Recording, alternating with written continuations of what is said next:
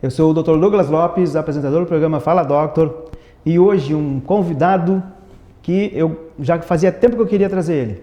Até mesmo porque as nossas áreas têm muitas situações que a gente precisa, e muito, que é o endocrinologista. E aqui então o Dr. Marcelo Biavaschi, que tomou um pouco do seu tempo para vir aqui e dar a vocês muitas informações precisas e necessárias, e que eu fico muito grato pela tua vinda aqui, Dr. Marcelo. Obrigado, Douglas, pelo convite. É um prazer estar aqui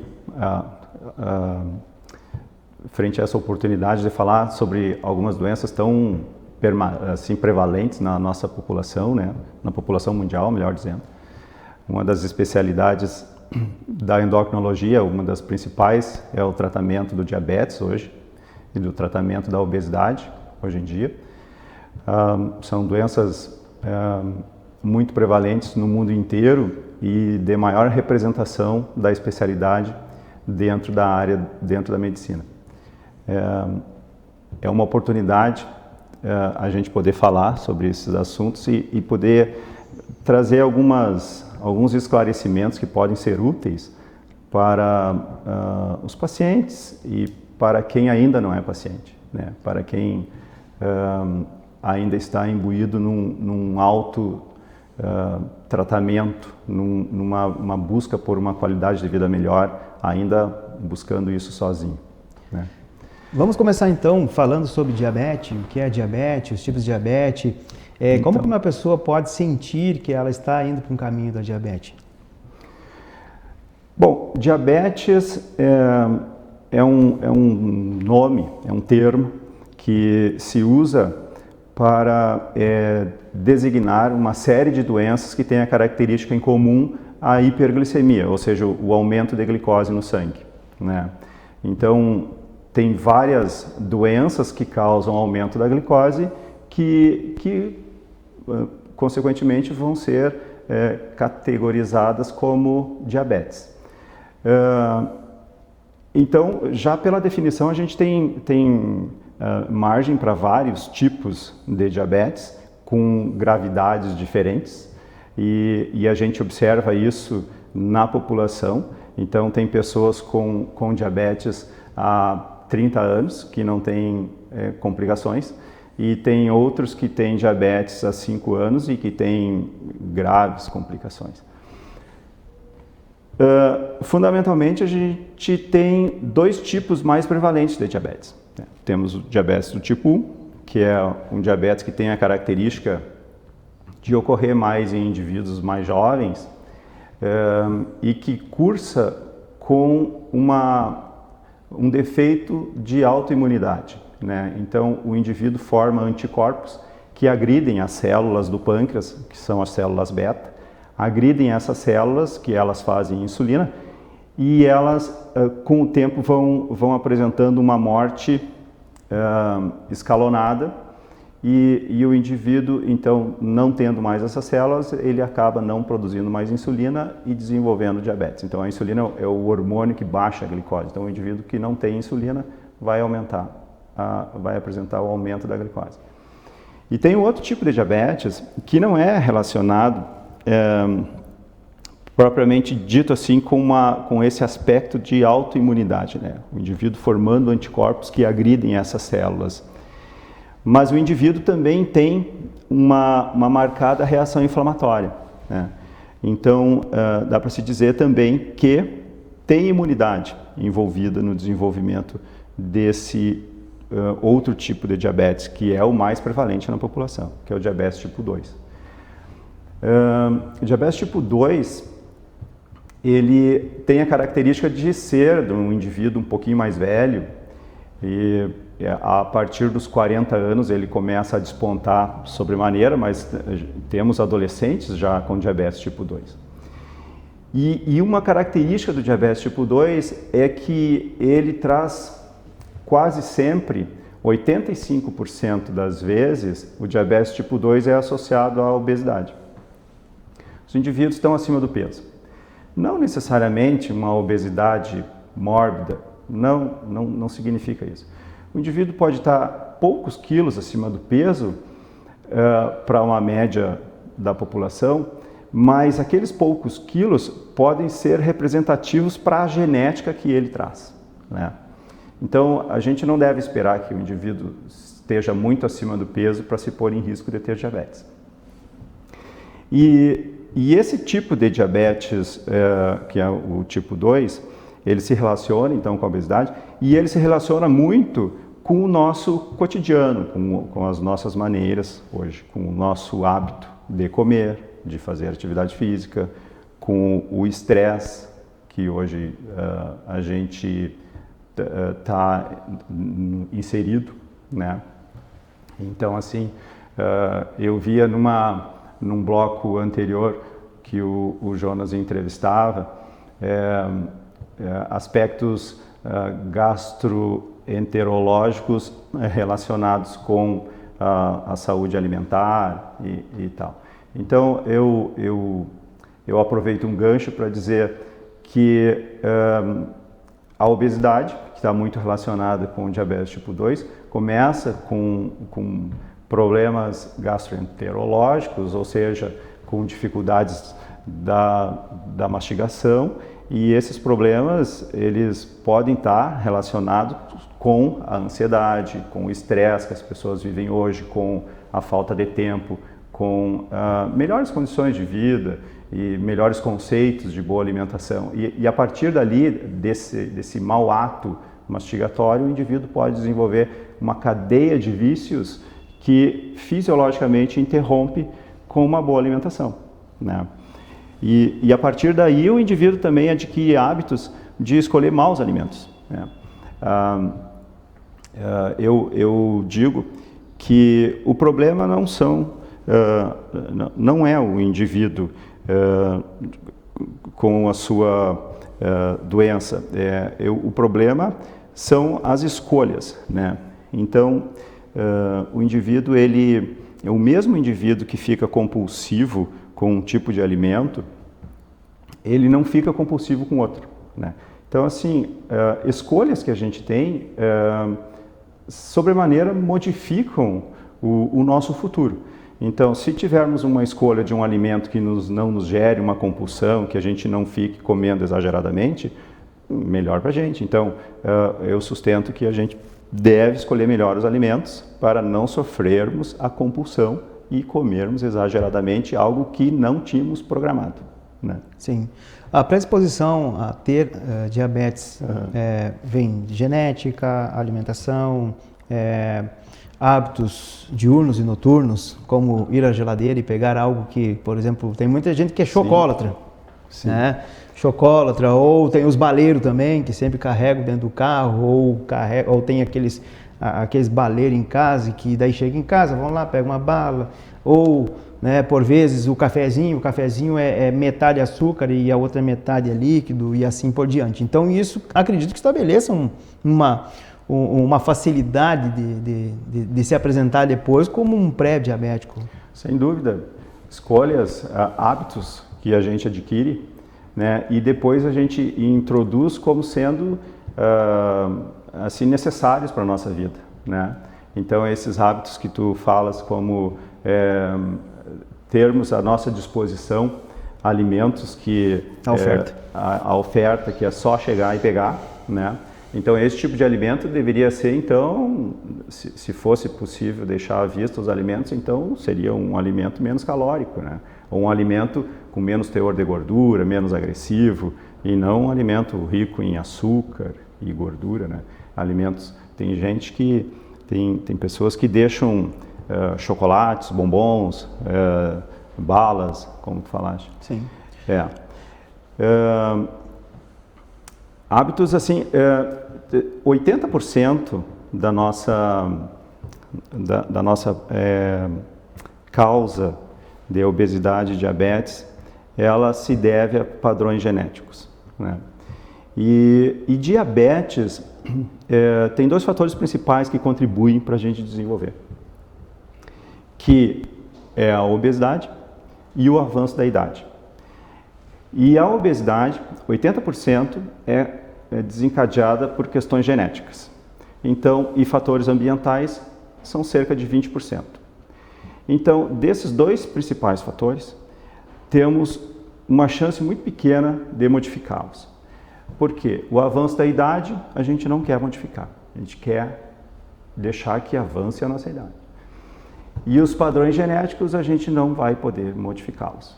Então, sobram 20% dos desencadeantes da obesidade para a gente tentar modificar. E esses 20% é preciso que a gente, de fato, modifique-os. Que são padrões alimentares, padrões que a gente adquire no nosso cotidiano, né? O fast food, hoje, ele é muito marcante, né? Então, o alimento pré-pronto, a gente vai no mercado e compra pizza. A falta de tempo hoje, falta de tempo é notória entre todas as pessoas, principalmente nas cidades maiores que a nossa, né? Cidades maiores que a nossa, as pessoas perdem muito tempo no trânsito e são obrigadas a gastar pouco tempo no seu conforto, na sua qualidade de vida. Então, isso faz com que eles tenham que comer rapidamente para voltar rapidamente ao trabalho, levar os filhos na escola, trazer. Então, o nosso cotidiano é fundamental para que a gente desenvolva doenças, entre elas aí a obesidade e o diabetes. Algo muito importante é das pessoas fazerem regularmente um exame de sangue, porque no exame de sangue vai sair ali suas taxas não só de glicose, mas como também de vários outros, e que dessa forma se pode descobrir algo que ali já está com um avanço maior e que precisa de um cuidado, né? Porque no dia a dia de hoje, somado ao estresse, as pessoas elas não querem às vezes nem saber o que está acontecendo, ou seja, o estresse é tão grande que elas só querem pegar, trabalhar, dormir, volta e estudar isso, aquilo, mas não cuidam de um fator tão importante que é a questão da sua saúde por meio de um exame de sangue completo. Ali vai ter vários dados que se pode ou não descobrir. Na verdade não é para descobrir, mas é pelo menos para ver se está bem. E no próximo bloco nós vamos ter a relação da periodontite e da diabetes. Algo que são duas constituições de doenças que uma depende da outra no sentido de equilíbrio. E isso vocês vão ver então no segundo bloco. Então, apenas não saia daí, apenas peça para alguém já buscar a pipoquinha ou a sua água e não perca, porque no próximo bloco o assunto vai continuar. Até daqui a pouco.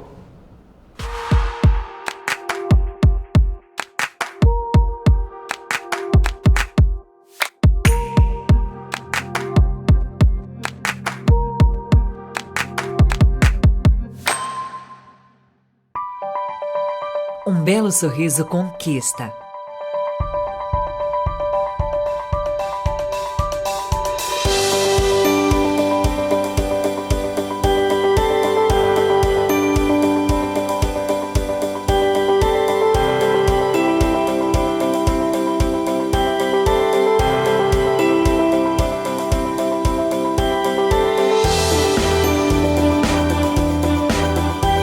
Você já conquistou o seu?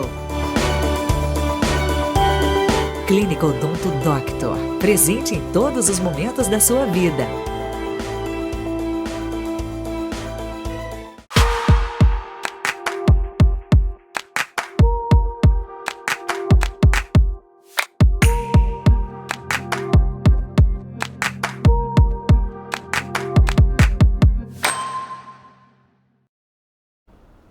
Então, voltando ao nosso segundo bloco, com o Dr. Marcelo Viavasque, endocrinologista, e vamos falar então da relação periodontite e diabetes. Antes de falar nessa relação muito próxima entre periodontite e diabetes, eu gostaria de falar um pouquinho sobre o diagnóstico, ou a oportunidade de fazer o diagnóstico do risco de ter diabetes ou do próprio diabetes. A Associação Americana de Diabetes recomenda, e nós no Brasil seguimos a Associação Americana de Diabetes, recomenda que a partir dos 45 anos que se faça um exame para ver se o indivíduo tem a glicose alta ou se tem diabetes. Mas essa recomendação, ela muda quando o indivíduo está acima do peso ou quando ele tem história familiar de diabetes, né? Podendo então, a partir de idades mais precoces, ser rastreado ou ser investigado se o indivíduo tem diabetes. E o diagnóstico de diabetes a gente obtém quando a glicose no jejum dá acima de 126 ou quando a glicose no momento casual do dia der acima de 200 ou quando a glicose depois de uma curva, que a gente não chama curva, a gente chama teste oral de tolerância à glicose, quando 2 horas após der acima de 200. Bom, esses são os limites para diagnóstico de diabetes.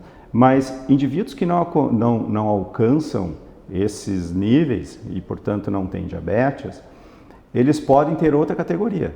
Eles podem ter uma categoria normal, que a glicose se enquadra aí entre de 70 a 99, ou ele pode ter, então, uma categoria de pré-diabetes, que hoje é uma categoria que vem se despontando mundo afora.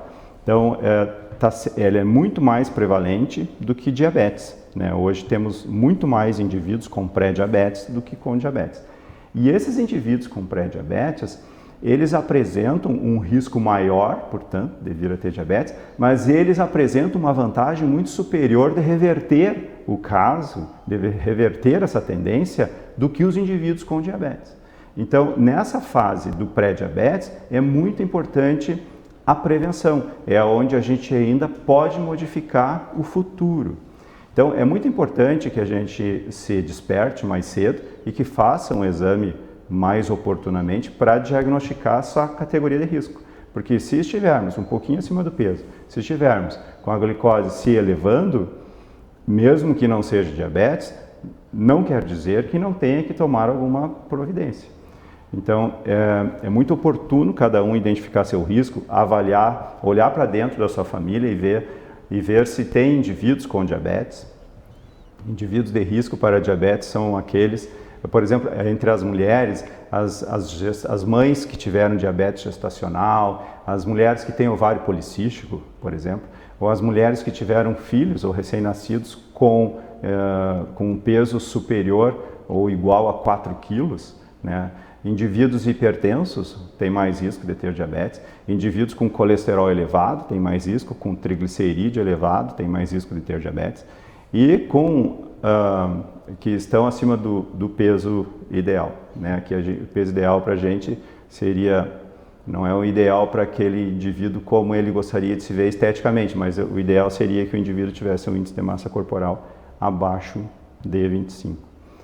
Agora, esse momento aqui também é único, essa oportunidade de poder falar com um especialista em implante dentário. E eu pensava assim, antes de vir para cá, assim, como é importante essa relação diabetes ou mesmo obesidade com doenças da boca, né? Então, eu pensava em falar com o Douglas sobre a curiosa relação da periodontite, né, que acredito uma das principais causas de edentulismo, perda de dente, né? De perda de dente. E então, assim, com a relação da periodontite com diabetes ou com a obesidade ou com outras doenças inflamatórias que acompanham muito a endocrinologia, né? É curioso, assim, como diabetes compromete a saúde da boca e acredito que retarda o tratamento. Acredito que, às vezes, o tratamento fica muito mais sofrível para o paciente, né? Com certeza. E o desfecho, o melhor controle, a cicatrização, o edema, talvez seja muito melhor, ou com certeza é muito melhor, quando o diabetes é mais bem controlado. Estável. Então, assim, recomenda-se que quando se vai fazer procedimento, Claro, procedimentos rápidos, mas um implante ele é trabalhoso, ele tem etapas. E além do mais, ele precisa da osseointegração, que é a união do osso com o implante no pós, que isso pode ser de 2 meses, 3 meses, 4 meses, 5 meses. Então, é importante estar controlada o diabetes, Sim. porque vai estar em fase de cicatrização. Exato. E no momento em que se realiza, também é importante a questão do edema, do inchaço, né? Então, tudo isso, se ela está controlada, contribui para um excelente pós-operatório e dá um Exato. prognóstico favorável. Exato. Caso contrário, é melhor, então, tratá-la, controlá-la, né? Tem que controlar para que depois venha fazer, então, as cirurgias. Seja cirurgia de implante, seja cirurgia de exodontia, ou seja, extração de um dente, seja uma cirurgia periodontal estética, que são aquelas questões que a gente faz os contornos da gengiva, tira excesso de gengiva, a periodontite, que vai abordar muito agora nessa relação, que é praticamente um casamento, né, do periodontista e do endocrinologista. O endocrinologista controla diabetes, periodontista controla a periodontite.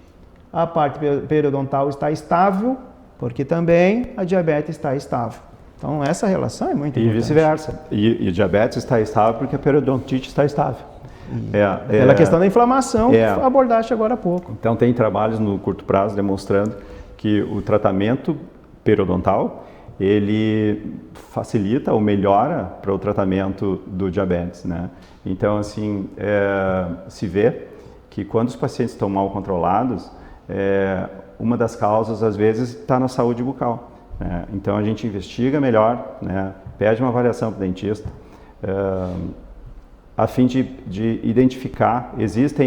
Os pacientes, eles têm lesões que não dão a devida importância e essas lesões vão causando uma inflamação crônica na gengiva, no periodonto, e aí favorece a queda do dente, não deixa melhorar o diabetes, porque daquela reação inflamatória lá na boca, esses marcadores inflamatórios, eles pioram a ação da insulina sistemicamente no organismo inteiro e o diabetes piora por causa disso. Então, muito importante para quem tem diabetes fazer uma avaliação da sua saúde da boca, né, e vice-versa. Quando o paciente tem lesões que não melhoram na boca, muitas vezes é importante também avaliar só a glicose para ver como é que anda. Marcelo, os tipos de tratamentos para diabetes? Estamos passando por uma reformulação, temos medicamentos com novos propósitos, uma nova proposta de benefícios, né? Então, assim, para o diabetes tipo 2. Para o indivíduo com diabetes tipo 1, ele vai precisar usar insulina e nós temos vários tipos de insulina tecnologicamente evoluindo cada vez mais, né? E temos um aparato tecnológico para ajudar no controle da glicose dos indivíduos com diabetes tipo 1. Temos, assim, maneiras de aferir a glicemia capilar. A gente tem como aferir continuamente, de uma maneira menos dolorosa para os pacientes.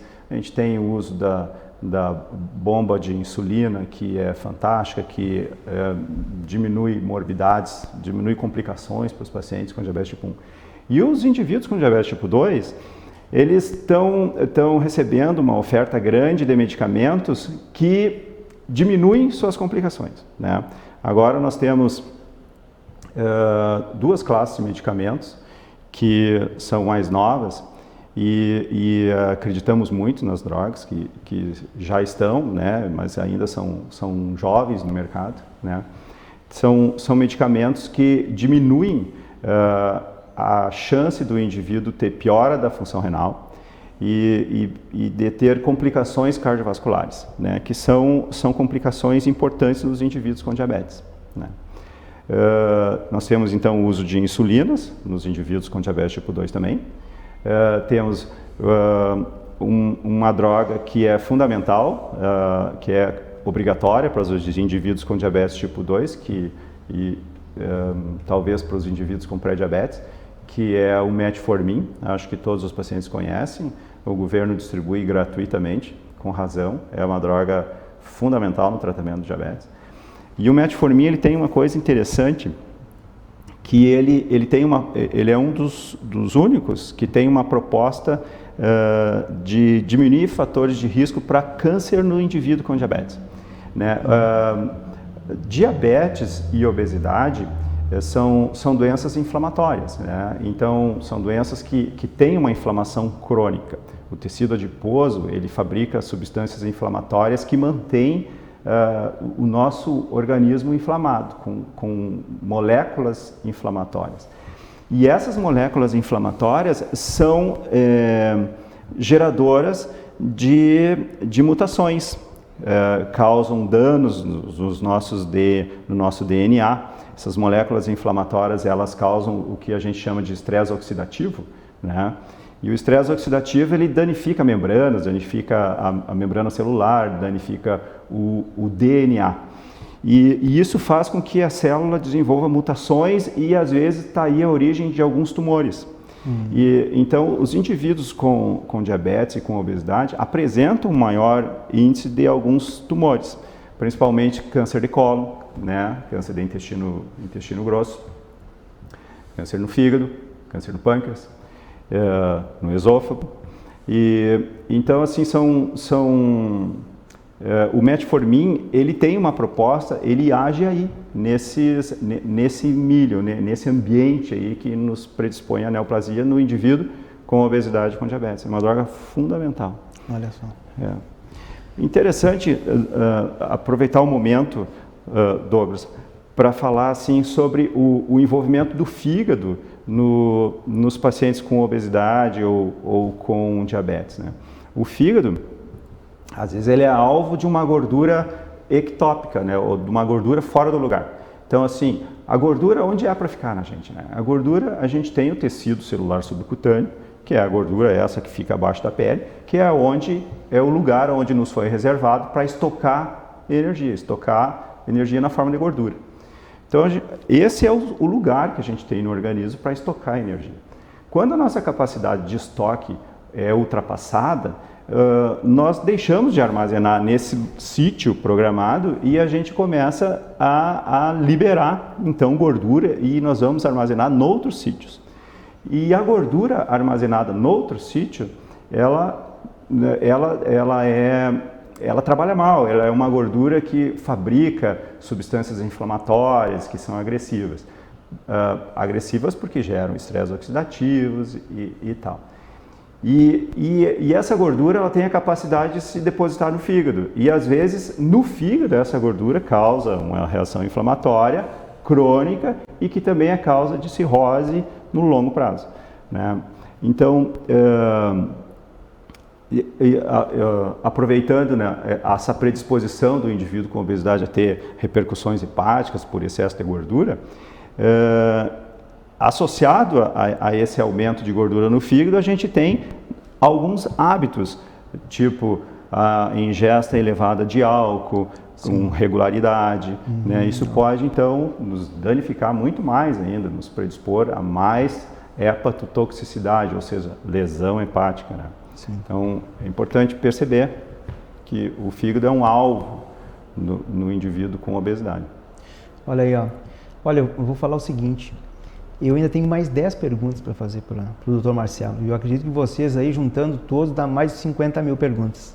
Mas é o seguinte, infelizmente o programa está terminando, mas eu gostaria de falar para vocês, se vocês quiserem fazer perguntas, não só relacionado ao que o Dr. Marcelo falou sobre diabetes, entre tantos outros programas que já foi apresentado, podem, entre nas redes sociais do Fala Doctor, e coloque ali as suas perguntas, que a gente eu estarei enviando para aquele apresentador, aquele profissional que veio no dia do programa para responder a vocês. Isso é muito importante e também pela interação. Dr. Marcelo, olha, queria perguntar mais, hein? Eu estava com uma questão aqui da obesidade infantil, né? A diabetes no futuro. Isso aí é algo bastante importante também, né? Que poderia até dar essa deixa final aí para o nosso programa, né? Muito importante o assunto, é uma pena que está acabando nosso tempo. A obesidade infantil e diabetes tipo 2, a gente está vendo, diabetes tipo 2 a gente está vendo na infância e na adolescência. Né? Os indivíduos mais jovens, eles sofrem atualmente uma propaganda maçante, né? Sobre, tem aula sobre como manter-se em sedentarismo. Né? Hoje a gente tem videogames, a gente tem as aulas esse ano foram online. por live, foi tudo muito sedentário, as crianças também brincaram um pouco. E junto com isso, a gente também tem uma gama de alimentos processados que são muito calóricos e são gostosos, né? Então, ninguém faz alimento ruim para vender, porque senão a empresa vai falir. Então, são alimentos gostosos, que trazem muitas calorias e os nossos jovens têm uma enorme oportunidade para ficarem mais sedentários. Então, eu deixaria a mensagem para que todas as famílias se inteirassem mais do assunto, que exigissem mais dos seus filhos para que saiam da frente da televisão, que comam mais frutas e verduras e que comam cada vez menos alimentos processados, ricos em gorduras e em açúcares, porque no futuro vale a pena. É isso aí. Bom, é o Fala Doctor, né? É o que eu digo. Esse programa, ele só vem beneficiar todos com essas informações de saúde e qualidade de vida para vocês. Então, aproveita então sempre na segunda-feira, às 21 horas, aqui na TV Santa Maria, pelo canal 19, e assistam, que vale a pena. Todos irão ser beneficiados com tudo que a gente fala aqui, né, doutor Marcelo?